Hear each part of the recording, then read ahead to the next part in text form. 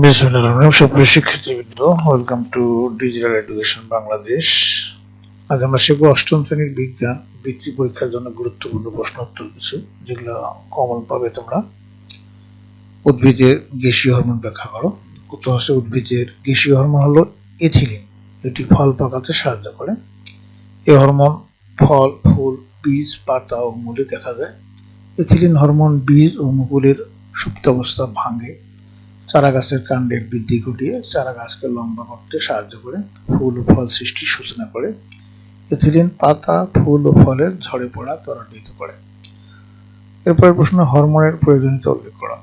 উত্তর হচ্ছে যে রাসায়নিক বস্তুটি কোষে উৎপন্ন হয়ে উৎপত্তিস্থল থেকে বের হয়ে দূরবর্তী স্থানের কোষের কার্যাবলী নিয়ন্ত্রণ করে, তাই হচ্ছে হরমোন।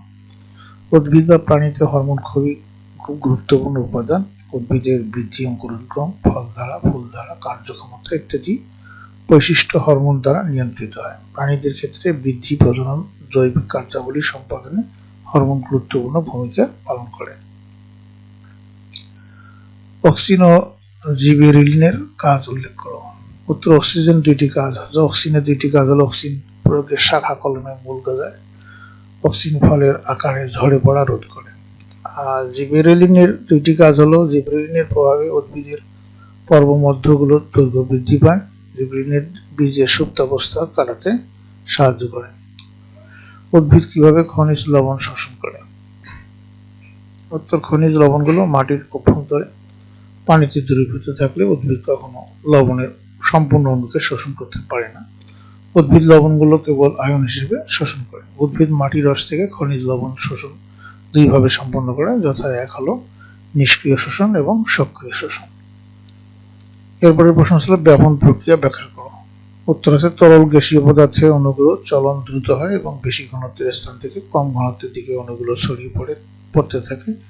এই প্রক্রিয়া চলতে থাকে যতক্ষণ না অণুগুলোর ঘনত্ব দুই স্থানে সমান হয়। অণুগুলোর এরূপ চলনকে ব্যাপন বলে। অর্থাৎ একই তাপমাত্রা ও বায়ুমণ্ডলীয় চাপে কোনো পদার্থের অধিক ঘন স্থান থেকে কম ঘন স্থানে সমভাবে ছড়িয়ে পড়ার প্রক্রিয়াই হলো ব্যাপন। এরপরের প্রশ্ন, অভিস্রাবণ বলতে কি বোঝা? যে প্রক্রিয়ায় একই পদার্থের কম ঘনত্ব ও বেশি ঘনত্বের দুইটি দ্রবণ অর্ধভেদ্য পর্দা দ্বারা পৃথক করা হয়, বা পৃথক করা হলে দ্রাবক পদার্থের অণুগুলো কম ঘনত্বের দ্রবণ থেকে অধিক ঘনত্বের দ্রবণের দিকে যায়, তাকে অভিস্রাবণ বলে। অভিস্রাবণ প্রক্রিয়ায় উদ্ভিদ মাটি থেকে পানি ও খনিজ লবণ শোষণ করে। অভিস্রাবণের জন্য একটি অর্ধভেদ্য পর্দা প্রয়োজন হয়, যা দিয়ে শুধু দ্রাবক অণু চলাচল করতে পারে, কিন্তু সব অণু চলাচল করতে পারে না। এরপর প্রশ্ন, অভিস্রাবণের জন্য অর্ধবৃত্ত পর্দা দরকার হয় কেন? অভিস্রাবণের জন্য অর্ধবৃত্ত পর্দার দরকার হয় কারণ অর্ধবৃত্ত পর্দার মধ্য দিয়ে শুধু দ্রাবক অণু চলাচল করতে পারে। এটি দ্রব অণুকে বাইরে যেতে দেয় না, ফলে কম ঘনত্বের দ্রবণ থেকে বেশি ঘনত্বের দ্রবণে শুধু দ্রাবক অণুই প্রবেশ করতে পারে। এই কারণে অভিস্রাবণ প্রক্রিয়ায় অর্ধবৃত্ত পর্দা দরকার হয়। এরপরে প্রশ্ন, হাইড্রোফিলিক পদার্থ বলতে কি বোঝো?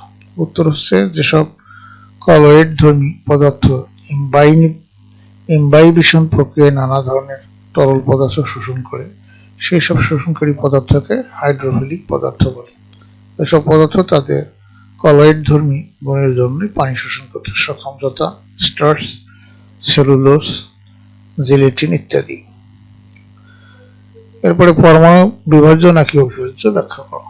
উত্তর আছে বিজ্ঞানী ডাল্টন পরমাণুকে অবিভাজ্য ও ক্ষুদ্রতম কণিকা বলেছেন, তবে পরবর্তী সময়ে বিজ্ঞানী রাদারফোর্ড ও বোরের সর্বাধিক গ্রহণযোগ্য পরমাণু মডেল থেকে জানা যায় যে আসলে পরমাণু অবিভাজ্য নয় বা ক্ষুদ্রতম কণিকাও নয়। পরমাণু বিভাজ্য ইলেকট্রন, প্রোটন ও নিউট্রন দ্বারা পরমাণু গঠিত। এরপরে প্রশ্ন, অক্সিজেনের পারমাণবিক সংখ্যা 8 বলতে কি বোঝো? উত্তর হচ্ছে কোনো মৌলের পরমাণু নিউক্লিয়াসে বিদ্যমান প্রোটন সংখ্যা থেকেই ওই মৌলের প্রোটন সংখ্যা ও ইলেকট্রন সংখ্যা জানা যায়। অক্সিজেনের পারমাণবিক সংখ্যা 8 বলতে বোঝায় যে অক্সিজেনের একটি পরমাণুতে 8টি প্রোটন আছে এবং একটি পরমাণুতে 8টি ইলেকট্রনও রয়েছে। এরপরে প্রশ্ন, পারমাণবিক সংখ্যা ভর সংখ্যা বলতে কি বোঝো? উত্তর হচ্ছে কোনো মৌলের একটা পরমাণুর নিউক্লিয়াসে বিদ্যমান প্রোটন সংখ্যাকে ওই মৌলের পারমাণবিক সংখ্যা বলে। যেমন অক্সিজেনের পরমাণুতে 8টি প্রোটন রয়েছে, তাই অক্সিজেনের পারমাণবিক সংখ্যা হলো 8। কোনো মৌলের অণুতে প্রোটন এবং নিউট্রন সংখ্যার সমষ্টি হলো ওই মৌলের ভর সংখ্যা। যেমন অক্সিজেনের পরমাণুতে 8টি প্রোটন এবং 8টি নিউট্রন রয়েছে, সুতরাং অক্সিজেনের ভর সংখ্যা 8 যোগ 8, তাহলে 8 8 16 হবে। এরপরে প্রশ্ন, আইসোটোপ বলতে কি বোঝো? উত্তর হলো কোনো মৌলের বিভিন্ন ধরনের পরমাণু যাদের প্রোটন সংখ্যা সমান কিন্তু ভর সংখ্যা ভিন্ন, তাদের ওই মৌলের আইসোটোপ বলে। যেমন ট্রিটিয়াম, হাইড্রোজেনের একটি আইসোটোপ।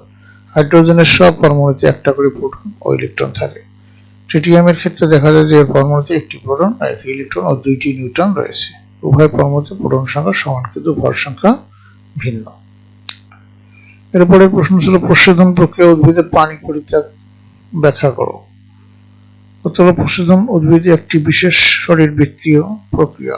মূলদ্রব্যের সাহায্যে মাটি থেকে শোষিত পানির কিছু অংশ উদ্ভিদ তার বিভিন্ন বিভাগীয় কাজে ব্যয় করে এবং বাকি অংশ বাষ্পাকারে বায়ুমণ্ডলে পরিত্যাগ করে উদ্ভিদের ভেতর থেকে পাতার মাধ্যমে প্রস্বেদন প্রক্রিয়াতেই পানি বাষ্পাকারে পরিত্যাগ করে। এরপর প্রশ্ন, প্রস্বেদনের ফলে কখনো কখনো উদ্ভিদের ক্ষতি হয়, ব্যাখ্যা করো। উত্তর হচ্ছে উদ্ভিদ জীবনে প্রস্বেদন একটি অনিবার্য প্রক্রিয়া হলেও প্রস্বেদনের ফলে কখনো কখনো উদ্ভিদের ক্ষতি হয়। প্রস্বেদনের ফলে উদ্ভিদ দেহ থেকে প্রচুর পানি বাষ্পাকারে বেরিয়ে যায়, এতে প্রতিকূল পরিবেশে উদ্ভিদের মৃত্যু হতে পারে। প্রিয় শিক্ষার্থীবৃন্দ, এই ছিল আজকের ক্লাসের আলোচনার বিষয়বস্তু। তোমরা ভালো করে প্রশ্ন তুলে শিখবে, এখান থেকে 2-4টি প্রশ্ন কমন পাবে ইনশাআল্লাহ বৃত্তি পরীক্ষায়। তো তোমাদের সার্বিক মঙ্গল কামনা করে আজকে এখানে বিদায় নিচ্ছি। খোদা হাফেজ।